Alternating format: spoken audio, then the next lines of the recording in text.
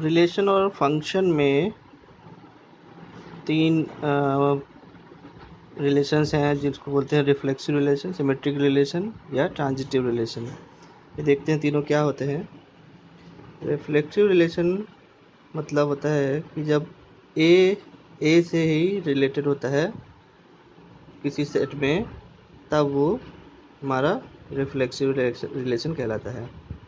ए खुद से ही रिलेटेड होता है तब वो रिफ्लेक्सिव। सिमेट्रिक रिलेशन में होता है कि जब A1 A2 से किसी रिलेशन में रिलेटेड है तो A2 भी A1 से रिलेटेड होगा। If A1 A2 belongs to R, किसी रिलेशन से बिलोंग करता है, इसका मतलब ये है कि A2 A1 भी एक दूसरे से रिलेटेड होंगे, तो ये हमारा कहलाएगा सिमेट्रिक। ट्रांजिटिव रिलेशन मतलब अगर A1 A2 से रिलेटेड है, A2 A3 से रिलेटेड है, तो फिर A3 A1 से रिलेटेड होगा या A1 A3 से रिलेटेड होगा। ये इसका मतलब होता है ट्रांजिटिव रिलेशन। इसको यहाँ एग्जांपल से समझ सकते हैं। पहला है हमारा रिफ्लेक्सिव रिलेशन। इसका मतलब है जब A से ही रिलेटेड होता है या B से रिलेटेड है या C से रिलेटेड, तो ये रिलेशन हमारा रिफ्लेक्सिव रिलेशन कहलाता है। लाइक 1 1 या 2 2 या 3 3।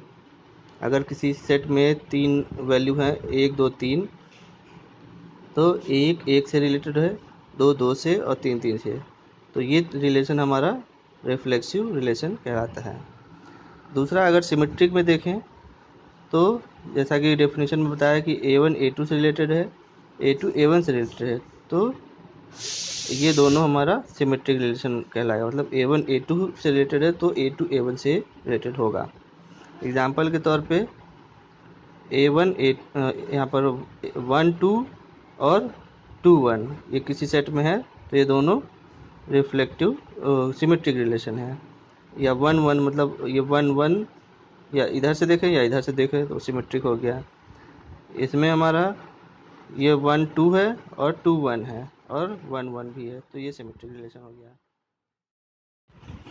अब आते हैं तीसरे रिलेशन की तरफ, जो ट्रांजिटिव रिलेशन। मान लीजिए ए में है 1 2 3, तो इसका ये मतलब हो गया कि A1 A2 से रिलेटेड है, A2 A3 से रिलेटेड है, तो A3 A1 से भी रिलेटेड होगा। यहाँ पर A1 होगा, ठीक है, A1 A3 से भी रिलेटेड होगा और यह रिलेशन हमारा ट्रांजिटिव रिलेशन कहलाता है। एग्जाम्पल के तौर पे अगर ये कोई सेट दिया है 1 2 का और 2 3 का, तो ये हमारा ट्रांजिटिव रिलेशन नहीं है। क्यों? क्योंकि यहाँ A1 A2 से रिलेटेड है, A2 A3 से रिलेटेड है, लेकिन A3 का A1 से कोई रिलेशन यहाँ पर नहीं दिखाया है, इसलिए ये ट्रांजिटिव रिलेशन नहीं कहलाएगा। जैसे अगर दूसरा सेट दिया है ये वाला 1 1 2 3 3 1, तो यहाँ A1 A2 से रिलेटेड है, A2 A3 से रिलेटेड है और A1 A3 से रिलेटेड है, तो ये जो सेट दिया है ये हमारा ट्रांजिटिव रिलेशन कहलाएगा। इसको और आसानी से समझने की कोशिश करते हैं।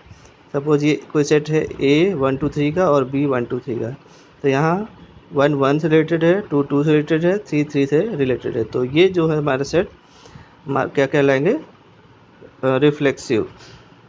A belongs to R। दूसरा केस है हमारा सिमेट्रिक का, इसमें 1 2 से रिलेटेड है और 2 1 से रिलेटेड है, तो ये हमारा कहलाएगा सिमेट्रिक रिलेशन, राइट। तीसरा है हमारा, सपोज ये एक कोई सेट है जिसमें 4 एलिमेंट्स हैं, तो 1 2 से रिलेटेड है, 2 3 से रिलेटेड है, तो 3 1 से भी रिलेटेड होगा, तो ये हमारा ट्रांजिटिव रिलेशन कहलाएगा।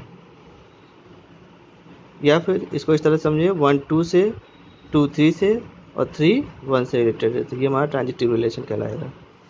इक्विवेलेंस रिलेशन क्या होता है? ये एक ऐसा सेट होता है जिसमें रिफ्लेक्सिव, सिमेट्रिक और ट्रांजिटिव तीनों तरीके के रिलेशन होंगे, तो वह हमारा इक्विवेलेंस रिलेशन कहलाएगा। ठीक है।